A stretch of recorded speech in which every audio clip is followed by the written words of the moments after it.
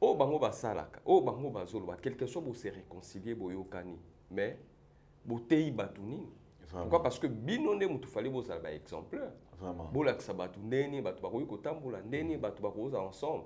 Mais bino moko lelo aleki a fingi o aleki a lobi n'importe quoi. Lelo ata pour se réconcilier. Lobi sous tout le monde na biso elo mususu ozala parce que réconciliation ezaka bon bata ba baiser. Bazabata ba baisse na omona pe mai kalamba mikolo na ebita za suspension. Mazotambola partout pa ba pasteur azoluka po bazongisa ye azonga al azala laver. C'est ça ce que mai kalamba il fait. Na mona ye pa pasteur kakenza na moni pa ba pasteur ebele azokende ko senga ba bolimbisi koluka luka bato. Moi je dirais ceci soki lelo ngala lingina ndima mai kalamba est vraiment boy aluka Moïse Mbiye. Ah, c'est ce qu'ils pas Moïse Mbiye prêt parce que le pasteur Denilé c'est pasteur Denilé c'est branche nez à plus Moïse Mbiye. OK. On comprend ce qui pasteur Denilé ça s'attaque qui mingi na mai kalamba parce que mai kalamba a touché plus nani Moïse Mbiye. En plus n'a pas il y a pas que se réconcilier na moi sinaye. Pourquoi? Parce que ce gars se réconcilier plus na Denilé. Atala ba branche ya conflit na ye. OK. So tali ba branche ya conflit na ye zali madame son épouse parce que tu le non ba kabona te parce que divorce na salamate. OK. Kombo ya moi sini zarada ni Peniel. Atala paix Moïse Mbiye. Je crois bien sur le pasteur de Nilese, je crois bien yende mutako orienté ndenge ya yeba ko se réconcilier na Moïse Mbiye. Mutunyo soso sali mabe ou reconnaître mabe na opanza mezamba limbisaka. Okay. Mais plus panza mbezala ke loba ke aller ne pêche pas. Donc soki réconciliation pardon ya Moïse Mbiye et sa sincère soka répéter les sous ba bêtises au monde ça ne vaut pas la peine quoi. Siko bango tant basala ba gafou hein. Saint-Esprit azala ouais. Pourquoi? Parce que ça te mbamo lingi momi bobimi na mbamo kwei ou bien ozali na bureau no kwei. Vous avez rendez-vous beaucoup tani bomonani lelo bomonani et après bobimi moli mo santo za 4 na banga révéler bango te ponani. Ceux qui peignaient la envie. Ceux qui y étaient envie à quoi ils se remarier. Parce que la Bible nous interdit ça. Parce que tout ceux qui déjà bali a divorcé. Ceux qui a divorcé, pas beau à moi c'est pour l'infidélité. Voilà, vous divorcez na bino, mais tant que vous divorcez, la Bible vous permettre à bino. Mais vous pouvez se remarier. OK. Vous pouvez se remarier parce que ceux qui vont se remarier, vous ça l'adultère. Li goloba ke mai kalamba nenga na vie na ye, a bala ti penye na okufa tant que penye la za envie. Parce que yemo ka poni ministère wana fois ça. Parce que bana nanda ba ministère bazo sala faut ba ba exemplaire. Pourquoi? Parce que talara lelo yo na mboka na biso to na ba pasteur ba adultère ebele. Vous continuez à adultère, mais vous avez un pasteur adultère. Tout ça, on a la réconciliation. Je crois bien, pasteur Mike Kalamba et pasteur de Nile, c'est. Namon avant, showbiz. La réconciliation, c'est sûr. Balinga baza na actualité.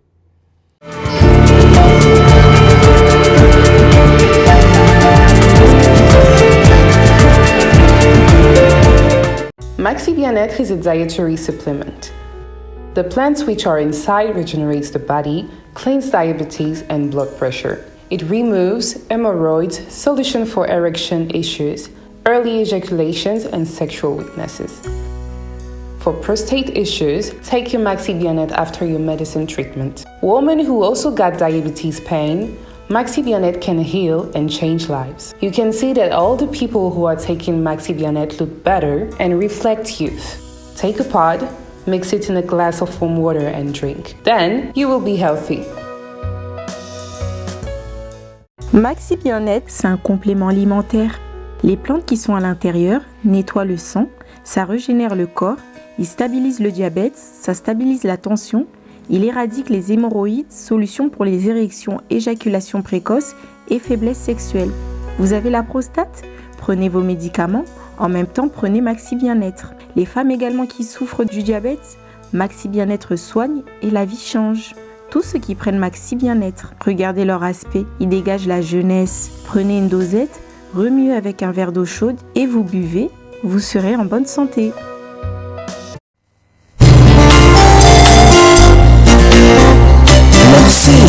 artiste, l'abattoir d'amour. Vraiment famille kosoka poto, pour la fille à moto, et ça est sauvé, ça va monter. Nazala mbongo te, oya kosomba vie. Mbongo kutu ya kosomba na kalipa eza pasi. Oya kobandaka kofuta mpona mosuni na ngai. Okozwa ngowa beye.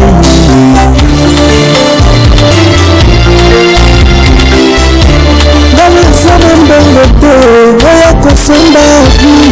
Mbongo kutu ya kosomba na provision kotiana ndako pasi. Oya kobandaka kofuta mpona mosuni na ngai. Okozwa ngowa beye. Nasombaka nkaba mobimba, nasombaka ngombe mobimbe. Korona kongo kotumbango, mpona zwa bolungisami ya masoni na ngai.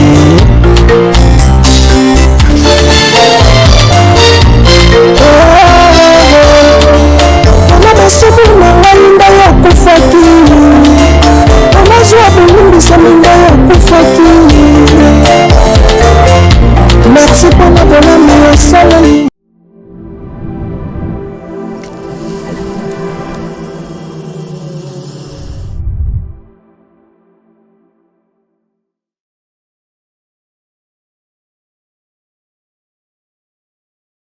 Tabouret du savoir, votre émission qui est présentée par moi, votre humble serviteur, autrement dit Zouma Tumba, le défendeur Yabamama Aya Yabaxian Soso. Fort d'essai de la presse, Papa Zouma Yakapamba, Titom Soto Yakabofama, ce que Moussa Lebinga Bisso, Tikanape Sambote, na héros dans l'ombre, moi, Mobalazana Sima Caméra, Babi, le mystérieux chef Gédéon, Yimtaza Résateur, le Sobomoni, image, Wana Bopesaye, Mbote, na Pessi Mbote, Pena Pessi, merci à mon boss, Papa. Alain Dele là directement na moni régie finale chef Jordan na PCP Mbote pas ça na PC Mbote na vrai na biso surtout au Balingara Nouvelle Tendance Télévision. Si vous n'êtes pas encore abonné, abonnez-vous massivement sur Nouvelle Tendance Télévision. Le lot dans dossier ming tout ça quand on a problème ming il y a réconciliation. Donc le bela ming quand c'est réconciliation. Donc le bela réconciliation il y a pasteur Denis Lessé pasteur Denis na pasteur Mike Amba réconciliation na bango ça qui vraiment malamu mingi j'espère que oui bon on a ba photo au défilé tout le sur réconciliation il y a Koffi Olomide na présent Félix Ouazegwa réconciliation encore le l'autre le mingi réconciliation le sur réconciliation il y a clan Wenge Mobimba réconciliation tout le sur réconciliation il y a Kisinjora na Jibempiana. Mais la réconciliation, après réconciliation, il y a l'absence. Il y a Batu Oyo, bazana ba concert à Clan Wenge Ote Babi. Blaise Boula à l'obi, c'est impossible. Il y a Zana Wenge, Ferrazalate. Ferrazala. Blaise Boula à l'obi, c'est impossible. Jamais à cause de la Ferrazala. Il y a moto makasi.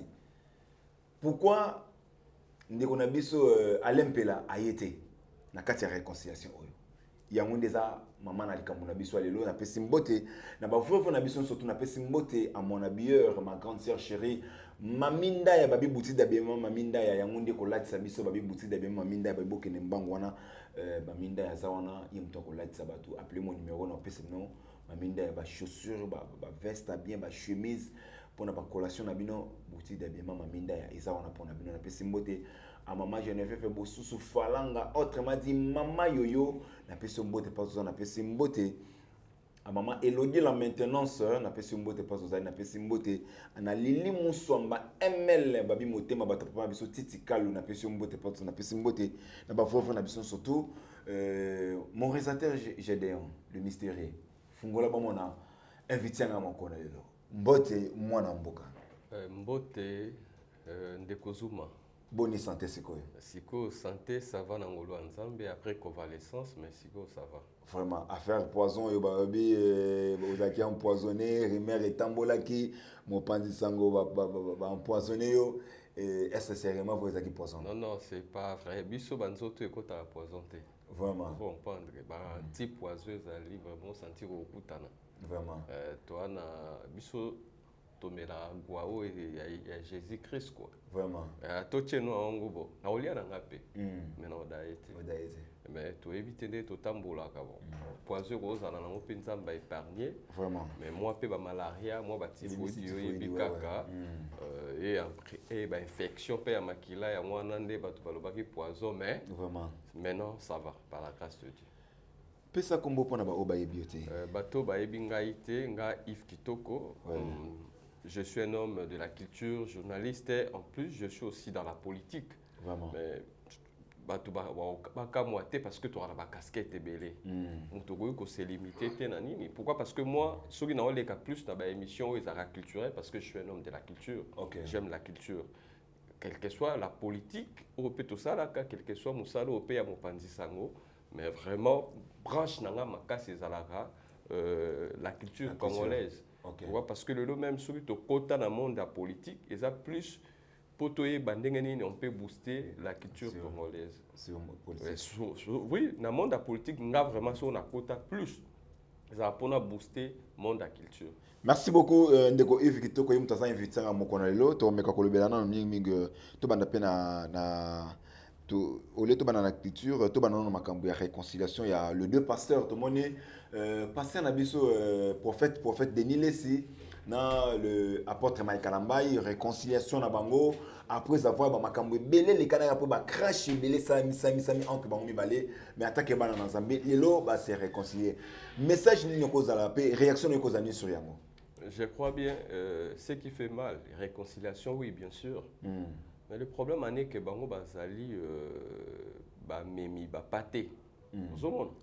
Parce que eloko ezali liboso ezanini kobunga na bango nzelo bango bazobunga. Bazobungi sapé ba paté ebele nzela. Parce que le loyo makamanzambe na musique na ba pasteur et comme le rôle la showbiz moko boy.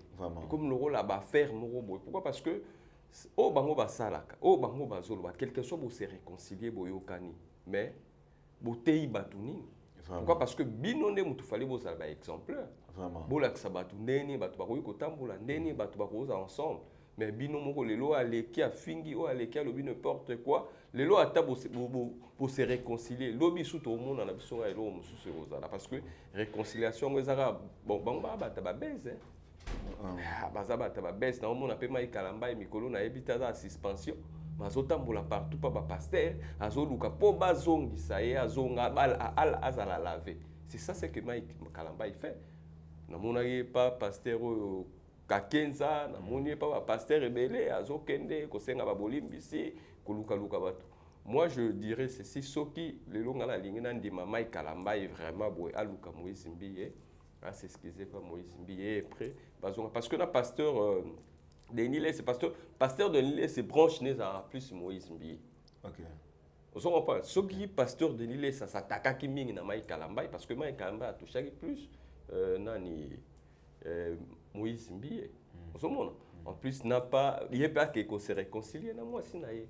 Pourquoi? Parce que ce gars se réconcilier plus na Denis Lessi. Ata la branche ya conflit na ye. So tali ba branche ya conflit na ye zali madame son épouse. Parce que tu le non bakabonate parce que divorce na salamate. Combo ya moi signé zarada ni Peniel ata la paix Moïse Mbiye. Je crois bien sur le pasteur de Nilese, je crois bien yende mutako orienté ndenge ya ba ko se réconcilier na Moïse Mbiye à se réconcilier na Peniel. Mais je sais déjà il salami déjà devant pasteur c'était Kankenza, pasteur devant pasteur Kankenza.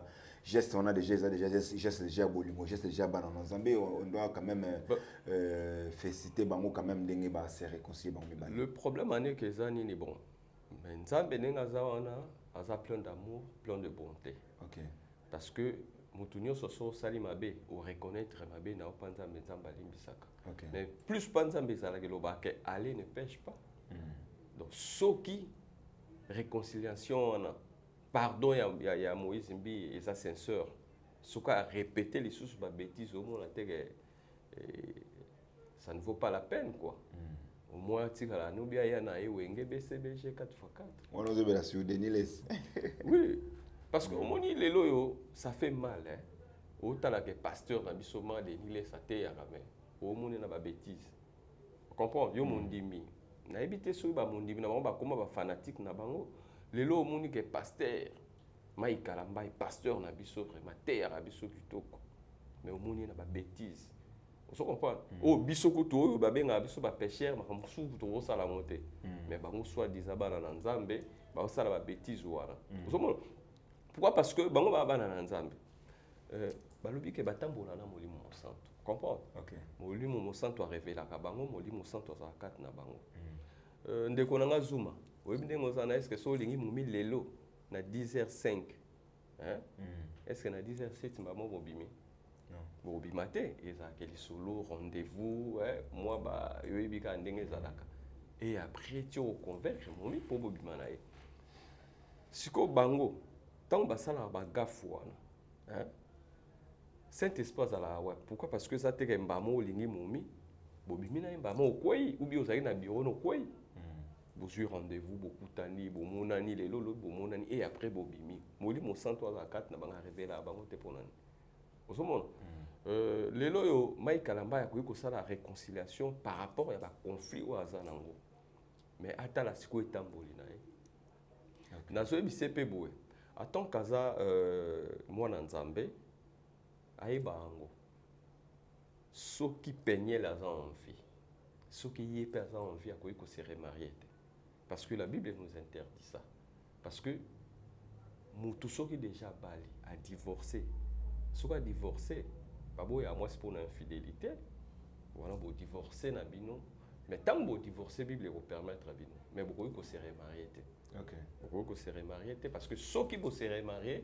bozosala adultère eliki kolobake maikala mbai ndenge aza wana na vie na ye akobala ti peniel akokufa tant que peniel aza en vie parce que ye moko aponi ministère wana fo asala parce que bana na nzambe baministère bazosala fo bazala baexemplaire pourquoi parce que talaka lelo oyo na mboka na biso towana bapaster baadultère ebele bapaster to oyo mona wana baseremarie baza bapaster mo adultère basala adultère pourquoi parce que bible epermetaka mutu adikisma ya motema nendo kolimbisa mwasi te soki asali yo mabe soki surtout ezaka mpona infidélité comprendre mais soki boza bana na nzambe okoki mpe kolimbisa na yo mais soki olimbisi te okobala lisusu te comprendre soki obali ozokontinue aki adultère mais bozoteya bato boza bapaster adultère tozonga na réconciliation je crois bien pasteur maikala mbai na pasteur Denis Lese namona bango baza na bango kaka bato bashow showbiz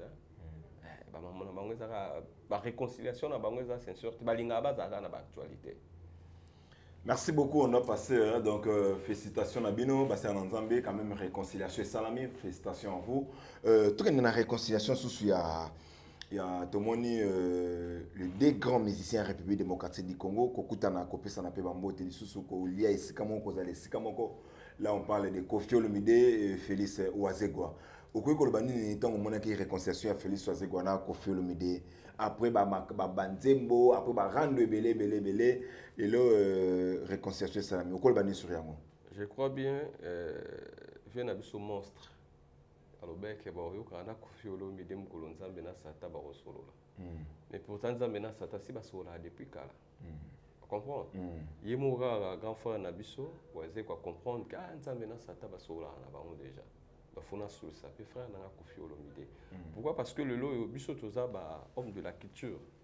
Le lo unité bomoko et ça là bien pour culture et qui est en avant. Parce que photo ça là na ba polémique moko boye et ça ba polémique moko et ça concurrentiel et ça loyal. Parce que ce qui est commis déloyal que on a au basola raté ba finganaka ba emana banzembo et ça bien en tant qu'un homme de la culture. Pas la réconciliation, on a CP, on a casse. Et ça appelle réconciliation, mon sincère. Pourquoi? Parce qu'aujourd'hui, Kofi Olomide a la légende de la musique congolaise. Il n'est pas ambassadeur de la musique congolaise parce que c'est lui qui représente notre musique.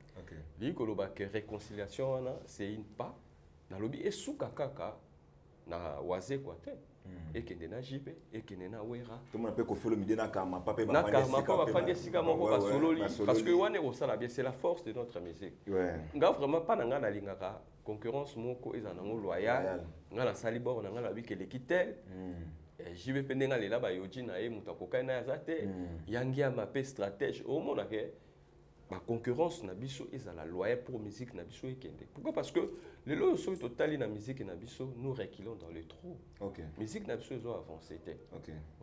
Pourquoi? Parce que même bango moko le loba artiste musicien ceux qui boza organisé même gouvernement pas va considérer bino. OK. Ceux qui boza ini même gouvernement va considérer bino. Pourquoi? Parce que même politique culturelle ya mboka na biso ezala makasi ba subventionner bino. Mais tant que bino moko bokoti na bazizani attente ezate boyoka nezate ozomona ke bozo bomande musique congolaise. OK. Comprendre? Parce que tu as vu que conflit ezalaka ba mésentente ezalaka mais ezalate ke na ndenge oyo na oyo maba solo la te batu ya oyo na oyo maba bundaki bata oyo na oyo baputanaki wana je n'accepte pas. Mais réconciliation ya Kofi Olomide na Félix Ouazé quoi ezala sincère. Ezalate ke lelo ba solo li bien lobi suba yo bebana. Parce que tu as vu que Kofi Olomide a mutama wa moboé ayo bete su Ouazé quoi et loko moko boye quoi Ouazé wa rane mutema asibe su mandefu amemae parce que Kofi aza mutama bloko wa kanisa ki pouvoir na ngeza mandefu babugio. Comprendre? Il y a des fois en costume, on va voir kana au biso toyebi mais tout le monde peut mettre moko bazala ki pa Ouazé quoi longwe. On comprend? Oui, bango to choka ki ma na plateau, oui, ba conflit on ezaki vraiment makasi. Mais le kola ba se réconcilier, mutu moko te azu bango po sangisa bango conscience na bango moko esali, le kola pe baza ba vie. Et ça peut exemple oyo ba jeune frère pe baya bazwa ngo pourquoi? Parce que conflit yango komi makasi. Même nazo senga pende kona biso Ige bina filet na Maestro Fabregas na Robinho ba tika ba conflit wana pourquoi? Parce que des insultes et que des si bobenga muninga bonobo c'est pas bien. Mais d'abord beaucoup de gens condamnent déjà bina filet na makambo wana parce que bina filet aza produit à Maestro Fabregas tant que ça na Robinho ko finga papa na yo bon moins tes malédiction. Et ça le problème est que moni biloko mususu baza ba parents ça va responsable. Pourquoi? Parce que les lois mutu po yoka la bonne musique ezaka te fo finga. Vraiment. On se comprend ba redi a misi basala musique na bonto yoka ba finga ba tout. Finga te ouais. On se comprend toi na ba artiste et belé o les loyo ba finga ba tout. On se comprend. Pourquoi? Parce que polémique ekoyi kozana na loba ke ngande na za ba chana ngezo beta koleka Villanova watu ondima. Mais so ekomi ko finga muninga. On comprend? Kozwa même mutuka na yo. On comprend parce que les lois soko somi parce que bablo mususu photo e bango maestro nanga olongo nanga na mutapase ko sanga moto esengo les lois zo mutuka oyo somba na sima parce que ceux qui peut maestro te les lois lingo somba mutuka ko bina filete ouais ko mape bina filete quelque chose ba chana yo quelque chose ba chana mais olingo ko mape te so que olingo ye mango nana lingo yo ko grâce à Fabregas yango nde osali ko koma na niveau za osomona les lois zo mutuko la mukina tongo obandi mutuka oyo opesi yango kombo ya Fabrice oyo baboye Ibra ozomona te c'est vraiment banal. On comprend? C'est vraiment banal.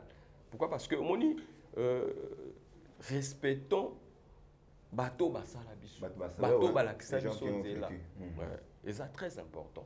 Okoyi koloba na Fabregas na maramususu moko finga été vraiment que bonobo parce que tant tozomona bonobo ezali kaku on comprend pas les kaku. Mais quand on a makambo Fabregas a sali babina filé non basali yango te Fabregas a zokene ba poto et aujourd'hui ba mission ba oki mais il continue toujours à mener ba mission na kati ya États-Unis aujourd'hui aux États-Unis malgré ba combattant mais Fabregas a zobeta quand même basal c'est un monsieur à féliciter au lieu ko finga et bon bino il faut bosani musalo ba basali omoninga ye c'est que moi na linga na musique congolaise omoni muninga so asali loko ya bien il faut ko féliciter parce que même na yokaki bazo c'est quand même des ba monsieur bakimi parce que le banga est tchakou ndeke ko sekate pourquoi bino tout boza ba artiste mutu mon côté nana zu privilège obeta pa na poto calmement en plus ba artiste na bino nde baza na ba mbongo bo pesa bango za na ba mbongo mo malonga te lelo so amoni opportunité ya okende poto aotikala nezi nani na minute to so ba awa nani Robinho azana poto mais yeye moko. Mais Robinho à Paris, mais Fabregas qui n'a pas mis, il y a une différence. Le problème est que il y a des patrons et des patrons. Vraiment. On comprend. Parce que ça cause un ami tout kebele te que lobi pas aux patrons. On comprend. Quand la sabat na télévision que aux foot à ba musicien te que tout aux patrons biso tout les gars dans monde musical. On espère wenge. To iba 12 ndenge beta. Vous comprenez? Bah oui, rappelez bah les cas, na ba fiche de paye, ba Koffi Olomide, ba biloko moya bon. Ils allons mal l'autre là parce que artiste et musicien, azala salarié. OK. Orchestre mon côté foutara musicien chaque fin du mois. Vous comprenez? Parce que bango baza ba tout moko il y a ba pourcentage. Vraiment. Il y a concert, aussi pourcentage, il y a album, sur yembi mutu, ça na orchestre mon côté foutara bato. Exact. Bah viva car na ba pourcentage surtout que ta concert, ba pesi biso caché boye. Président super naé akaboli bata bureau pe bazui. Zomona eliko lobake mutu azana suprématie ya koleka baninga azate. Lelo ezo senga ke tous en respect. Pourquoi? Parce que le lo ba benga fabrika ça petit na bango. Omoni lelo yo Fachi a président Bokati. A combien de petits bateaux?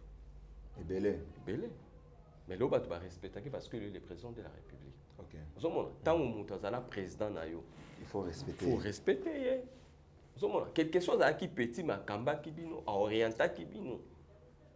Après ça bino pe chance boye bana ndenge poza. Asombe bino pe ba mituka. Asombe bino pe ba mituka. Omoni bato musuba kanisa on dirait que kosomba mutuka ezali faut muta pe so mbongo te. Na sima na ye ba relation ozwaki parce que soko zaki place wana ozalaki olinga osoma na mutuka te olinga continuer ka ba cop no ya okendaka braza osobi ba ketch ba bodi oteki. Tu comprends? Mais soki ozwi opportunité wana ozwi ba relation et salike osoma mutuka lelo pe o valoriser famille na yo parce que tu te dis ozo laisser 200 personnes na famille na landaki na émission mo wana Bina Filette. Okay. Il y aura plus de 200 personnes dans la famille. Dans l'émission, il y a mon frère, Tony Koko Kuntuala, un PCMO Tapasan. Il se vend. Il y a les biens matériels. Si ça, Koffi Olomide, si ça, un artiste mort, il y a JB. Parking nae za mais ateka mituka te. So pas so ke pa jibe au monde V12 ne wana kaleza. Pas dire on est en rouge ezali. O amer n'est-il le ezali. Donc parking ya jibe ateka mituka te. Donc tout tika masula mituka. Parce que bateau ba beta ba masula mituka bazali. Vraiment. Oh pas. Nazo senga réconciliation ya Koffi Olomide. Na waze quoi ezala sincère ezala pe ke bango lokola ba se réconcilier lokola baza ba grand surtout Koffi Olomide azali ambassadeur ya musique na biso c'est lui qui représente la musique congolaise ozomona asala pe fort aluka ba se réconcilier na ba petit na ya wenge a se réconcilier na ba petit na musu ya quartier la terre parce que même yé pe na fali baza vraiment na ba kwak moko boye wana alika se réconcilier na bango parce que polémique et loyal, déloyal vraiment parce que c'est ça qui tue notre musique. Merci beaucoup, hein, merci beaucoup. Nous avançons toujours dans l'émission Nabiso. Donc, et là, toujours c'est un petit valeur de la musique qui faut bolongwa, un petit valeur vraiment la musique bolongwa. Toujours c'est un respect de la musique qui faut ça. Robin Mundibu na Bina Filé, bon mais quand on bongisa quand même Bina Filé, les lots sont en Robin Mundibu papa na Eza Weranson. Donc Weranson wana Azalaka Diana Fabregas et pas ensemble. Donc Bina Filé, il faut respecter Maïso Fabregas. Fabregas nous sala yo, Fabregas nous sala yo o koma o zalelo. Fabregas nous sala melo ba mituka, Fabregas nous sala mokile ye bayo. Oyemba maestro nanga, olongola nga oyemba makambo ibele. Donc to bossa na le passé te. So to bossa na le passé za mabe makato o senga peso na Maïso Fabregas na héritier Watanabe bo meka ko bongisa. Ba guerre na minezo ke mabe makasi bo meka ko bongisa pas Maïso Fabregas na héritier Watanabe bo bongisa et ça biso bien parce qu'on a besoin ya culture na biso et tout maman botelo ba ivoirien ba gabonais ba nigérien ba zo beta biso ba leki biso vraiment na vitesse makasi. De tout ça besoin de réconciliation na ezonga to bongisa to beta na ndé réconciliation na ndé loyal donc ou bois album nga pe na bois album ou bimisi boy nga pe na bimisi boy ou sali boy nga pe na sali boy net mikolo il faut te faire sa félicitation à héritier Watanabe. Ezali kama ubo ya te hérité Watanabe comme ma kesinjo na pote le ba misenyo surtout ba comme il faut aduka 3 journalistes mo be femme ma ba to moni Koffi Olomide awa a mi pe quelques des journalistes bongo ça bien makasi Maïso Fabregas pas promettre que oui ko yana ye a même 4 à 5 journalistes pas que na bango poto c'est ça on a besoin tout ça on a besoin yango tout ça besoin ma quel est le président ça de France même sur les bandes président tu sais président tiche les bandes ça de France ma quel est l'ende to ko la ba musicien Ndito on a besoin. On a beaucoup de réconciliation ya Wenge. Réconciliation Wenge mais ba 12 ans na kati wana Wenge otika ka Wenge. Wenge ta ba réconcilier 12 ans na kati. Tout le monde réconciliation Wenge mais absence pe ba tebele to pe absence ba tebele mais réconciliation wana ezaka point nini pour baton ça des martyrs ou bien vraiment réconciliation il y a mitema vraiment des efforts.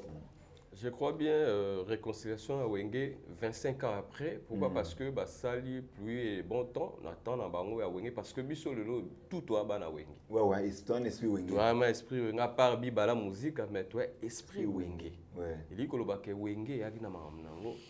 Wenge kabula ki ba.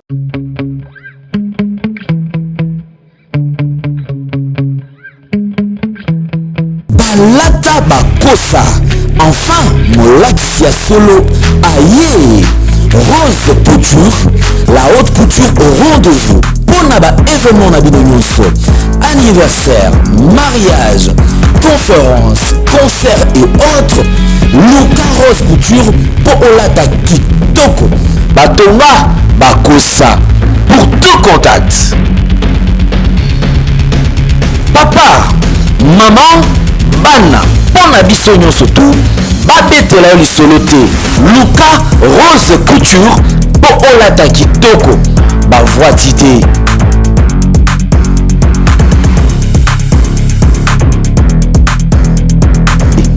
Tala na ngengi batonga bakosa bavoi d'idée.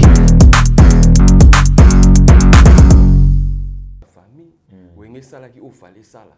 Vous comprenez? Les lots pe na langage na biso so bato bakaboni Wenge panzani. Pourquoi? Parce que Wenge et baza ba jeune moko ba uta nulle part. Aux étudiants, aux élèves, ba ebani basali masolo na bango bana banda. Et après les lots Wenge zali dislocation ya koya ya Wenge parce que so tali na dislocation ya Wenge ba meke ko sangisa bango ba sera Laurent Diozer Kabila.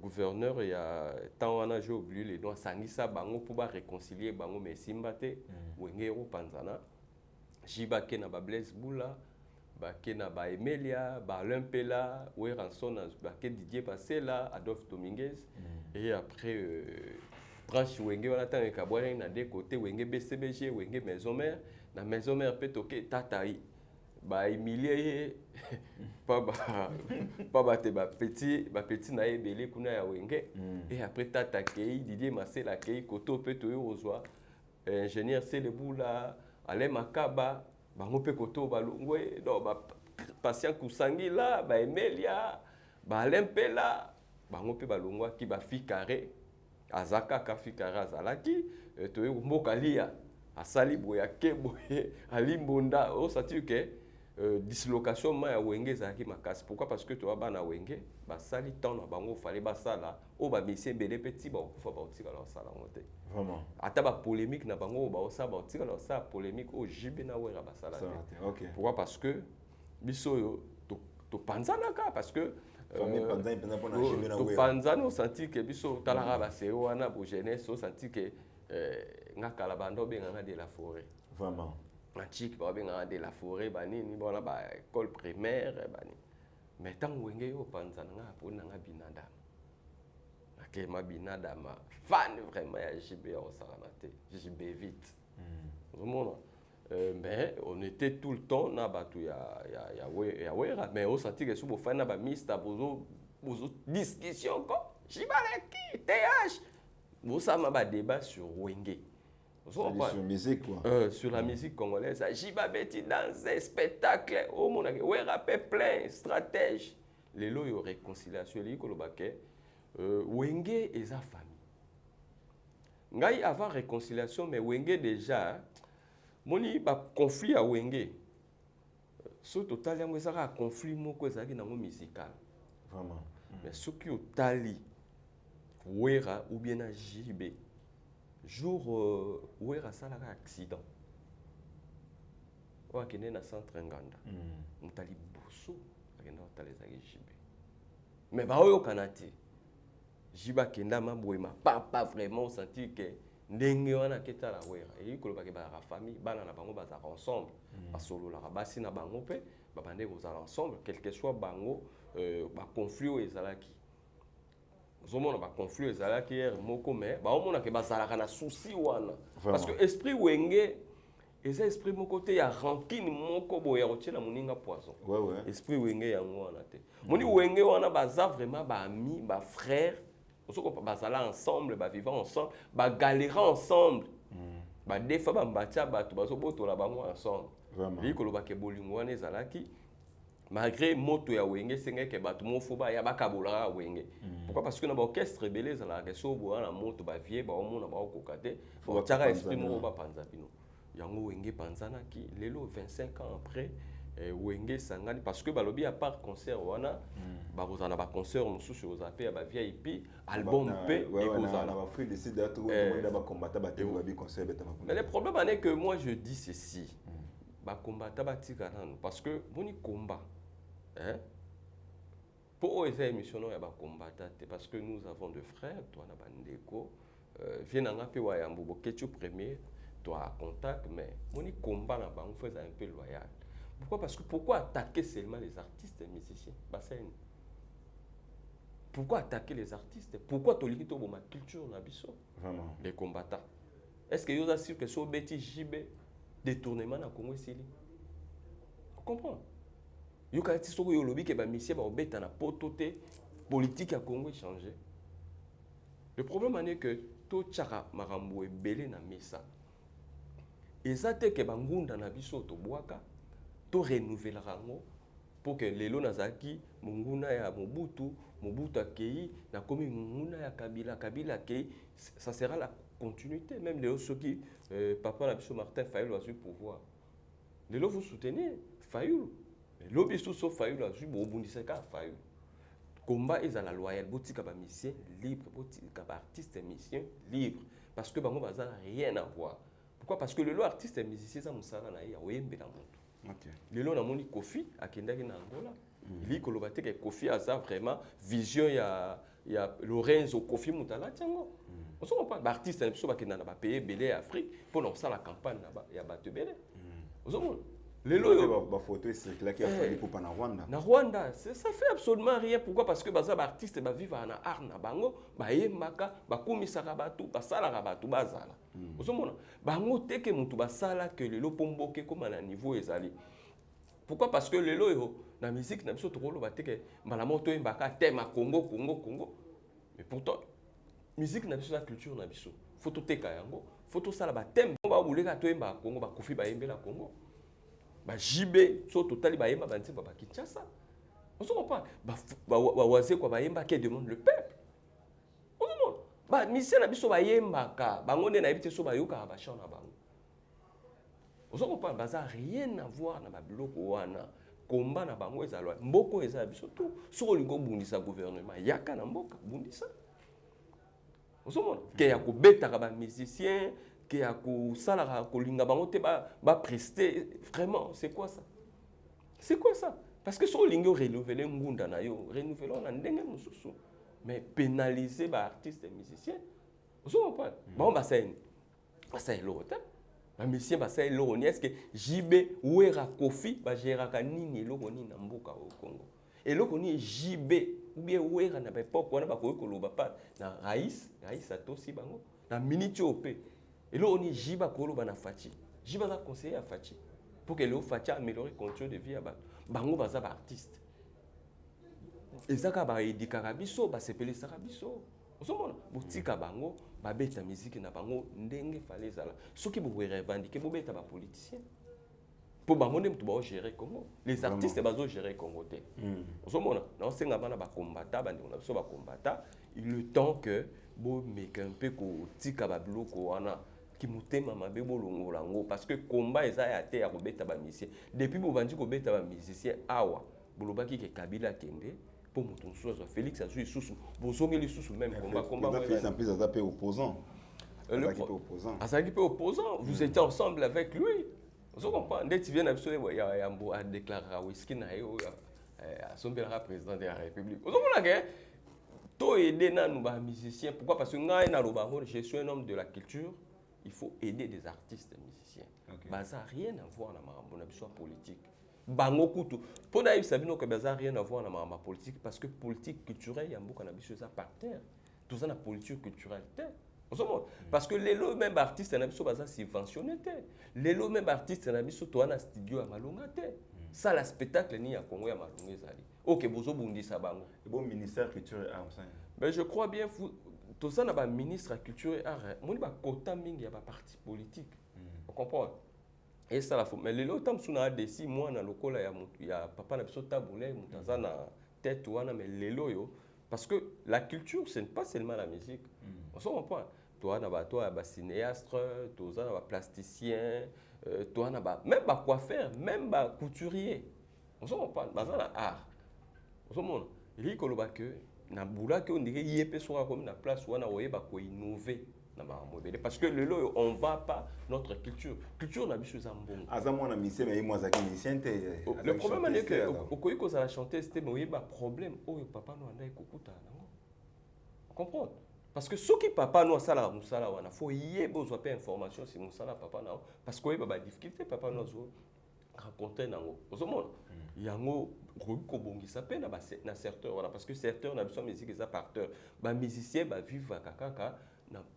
Toki na bango na ba matolo na bango osomona lelo bogo menacer bango baza pour rien osomona baza pour rien bo attaquer ne bato bazo kamba biso pour que na réconciliation ya wenge vraiment na ngana za d'avis que wenge vraiment ne baza na ba se réconcilier bazo ensemble ba beta bazala ça de martyrs de otonda même les années quand ça de martyrs le problème est que stade de martyrs de l'hôtel pour na jibe na we raconte bon aussi batondi ça on s'en parle parce que le lot même na yoka wata à soutenir bango artiste belé à wenge à soutenir bango pour stade de match Alain Pelazate le problème est que Alain Pelazate ils a dossier moko sensible mais puis ça va pas dire ça le problème c'est aussi information n'a confirmé en côté mais tout ça que le producteur Moutalobi ango eza journaliste moko ndeko na biso azui ba révélation bato bayebi kombo na ye eza ba propos na ye eza ba propos na ngate soki Alain Pelazate balobi que le vrai producteur il y a concert à Wenge c'est FT ça c'est quoi balobi ka FT c'est lui le vrai producteur il y a concert à Wenge alinga ki a offrir population na ye les 30 jours FT c'est-à-dire le président Félix Tshisekedi donc là balobi FT. Okay. Vous comprenez? Alinga va offrir bango cadeau pour les 30 juin. Il y a un producteur, il y a un Luka qui a Amadou Djabi à PC parce que Wenge ka efande réconcilier à bon faut ba paquet. Vous comprenez? Tant ba paquet bimaki et sengaki que ba mission tout ya Wenge baya. Alain Pela lokola azape oncle ya bana présent parce que ça ko loko caché té ça vrai. Ça oncle par rapport il y a conflit où ezalaki il y a sœur nae na papa ya bana nae par rapport à ba propos na ta mususu blessa qui FT yango wana yema ba écarté pourquoi parce que moni na thèse wana mutako iko cha doute teke FT aza producteur pourquoi parce que Alain Pelazate na bana wenge wana tout bango tout mingi baza ba belge mingi ba français. Et le but est qu'Alain Pelaka a un CG belge. Parce que toi-même, tu as des politiciens, tu as des CG belge, CG français, tu as des Sénat, tu as des Parlement. Est-ce que CG pour Alain Pelaka, CG belge, pour viser ce problème? Il y a un conseil légal. Le gouvernement a la production. On comprend. Absence à Alain Pelaka, Alain Pelaka est malade, Alain Pelaka, puis il y a un visa d'ambassade dans le boye vous payez un visa au CG belge toi na ba monsieur belé même ba aimer est-ce que ba aimer là ba CG belge ba mbokali après ba changer ba nationalité et belé wana ba aller makaba vraiment ça reste un dossier à vérifier tout vendre en sous tout l'andela on va même pas tout sentir que oui et ça vraiment dossier moi vous êtes très glissant tout on a tous ba preuve tout l'andela on va bien tout vendre en sous son analyse nous sommes vraiment arrivés à la fin de notre émission Tabouret du savoir et dernier message nayo numéro de téléphone bon, je crois bien.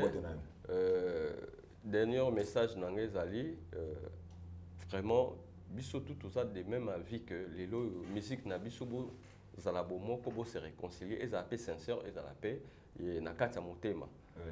Et au ça la paix bien musique na biso et en avant pourquoi parce que le lot même tozolo ba musique na biso za mana se koleka et qui vraiment les andenge za la guité. Pour terminer l'émission, j'aime le plateau, vraiment la CPLI. Alain Dele, vraiment coup de chapeau, na moni, na cirque, kalaming te tente. Ouais, kalaming te tente, nzamba opambola. Na pesimbo te na mina nga personnel NK Denzo Katuma depuis Canada, na pesimbo te na grand frère na nga pop Freddy Bwangi, yazana Londres, Amina et Toussaint.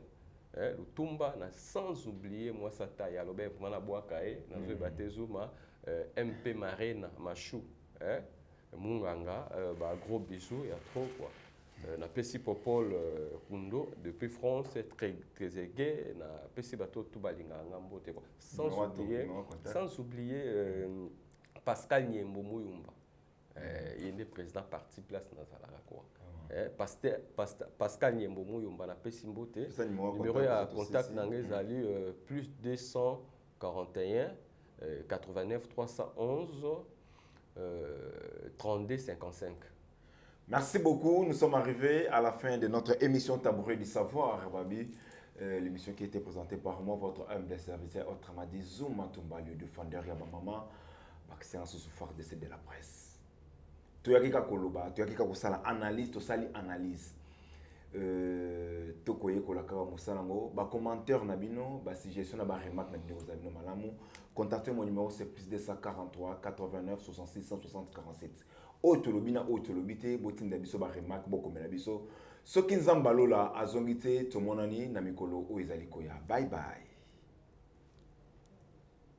Ya sika na Kinshasa boye tikala kozala te makelele ya tata lopango esili Toronto City a Maluku bana RDC congolais opportunité ya sika mona mboka pesi biso avec $4000 ya pamba koma tata lopango to mama lopango avec le $4000 okoki kosomba cash ou soit par tranche et salami ndenge nini obanina avance $2000 et le 2000 qui reste au Kofuta Yango par tranche 500, 500, 500, 500 P au komi Kolo Lopango.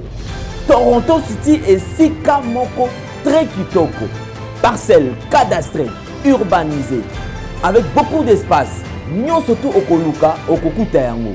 Mais Narata, terrain de vente sur un site accessible, urbanisé, cadastré, plat, désherbé, avec espace de jeu, espace vert, magasin, marché, peignon surtout, pembeni. Ezali solote, tala peyoka. Alors, tu as une concession, Toronto City. Tu as une commune à Maluku, dans la ville province de Kinshasa, dans la République démocratique du Congo. Et une concession Toronto City. Et après avoir fait la bêtise, surtout, il y a immobilier, foncier et tout. Il y a géo, localisation, tout pour que tu puisses pouvoir la situation. Concession est bandit et si vous avez ma borne Oyo, à 2 entrées, raccourci à Makolo, na entrée Oyo, il y a Mutuka. Donc, raccourci à Makolo, c'est-à-dire à 15 minutes, vous avez déjà dans Makada. Oya Moulaï, c'est juste pour dévier, pour que les élèves soient fiables, de c'est un peu ça. Dans la situation, surtout, nous avons les avenues, les grandes avenues de 8 mètres et des directions plutôt de 8 mètres et les avenues de 7 mètres. Alors que la parcelle Nabiso Ezali, il y a 20 mètres sur 20 ou bien 400 mètres carrés. Voilà. Du fait que nous sommes juste à l'entrée, nous sommes National Cameraman pour que tu visites nous surtout. La réalité, vous voyez, les bornes sont là, les bornes cadastrales, et puis tu peux visiter nous surtout parce que c'est quelque chose à Moulaï. C'est chose à Mounen est tellement facile. Komi Tata Lopango, Tona Komi Mama Lopango. Yoka pour tout contact. Je précise bien. Contact Yapoto Ezali.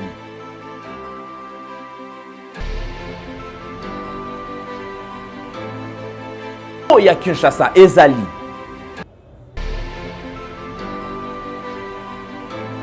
Mbongo ya muke avec $4000 au Komi Tata Lopango. To Mama Lopango. Makelele ya Bayer. Bayo.